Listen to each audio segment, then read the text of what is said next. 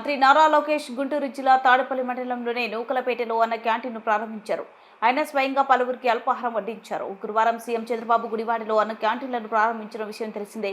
శుక్రవారం రాష్ట్రంలో మరో 99 అన్న క్యాంటీన్లను ప్రారంభమయ్యాయి. వీటిని జిల్లాలో తేదీపై ఎమ్మెల్యేలు, మంత్రులు ప్రారంభించారు.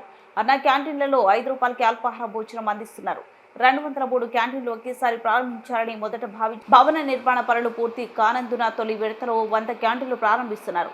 2-3 విడతల్లో మిగిలిన క్యాంటీన్లను అందుబాటులోకి తీసుకురానున్నారు. ఈ క్యాంటీన్లలో 3 పూటలు కలిపి రోజు 1.5 లక్షల మంది పేదలకు ఆహారం సరఫరా చేయనున్నారు. ఉదయం 35,000 మందికి అల్పాహారం, మధ్యాహ్నం 35,000, రాత్రి మరో 35,000 మందికి ఆహారం అందించనున్నారు.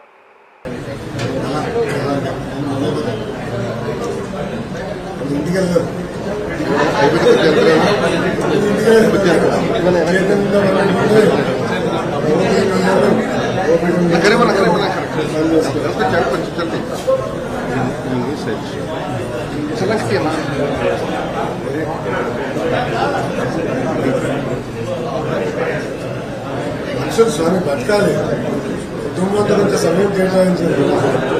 రాజధాని పుట్టవచ్చు, రాత్రి కూడా పనులు జరిగినాయి.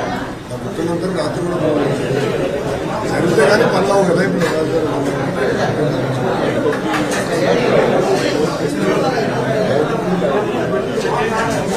హిందీ తెలుగుదేశం, జనసేన, భారతీయ జనతా పార్టీ ప్రభుత్వం గతంలో చంద్రబాబు నాయుడు గారు ముఖ్యమంత్రిగా ఉన్నప్పుడు 2018లో అన్న క్యాంటీన్ ప్రారంభించడం జరిగింది.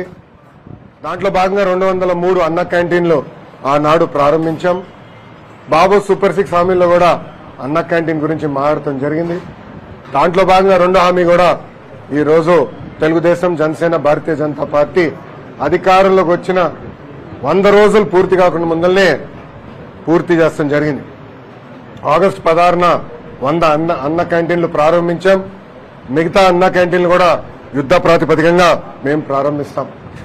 గతంలో మనం చూసాం, జగన్మోహన్ రెడ్డి గారు ముఖ్యమంత్రి అయిన తర్వాత ఒకే ఒక సంతకంతో అన్న క్యాంటీన్ కి ఫుల్ స్టాప్ పెట్టారు. ఆనాటి మున్సిపల్ అడ్మినిస్ట్రేషన్ శాఖ మంత్రి గారిని కౌన్సిల్లో నేను నిలదీసినప్పుడు 2019 సెప్టెంబరు, అక్టోబర్లో మేము మళ్ళీ అన్న క్యాంటీన్ ప్రారంభిస్తాము అని ఆయన చెప్తాం జరిగింది. ఫ్లోర్ ఆఫ్ ద హౌస్ లో చెప్తాం జరిగింది. కానీ నాకు ఊసే లేదు. ఎప్పుడన్నా అడిగితే ఖర్చు ఎక్కువ అవుతుందంటారు.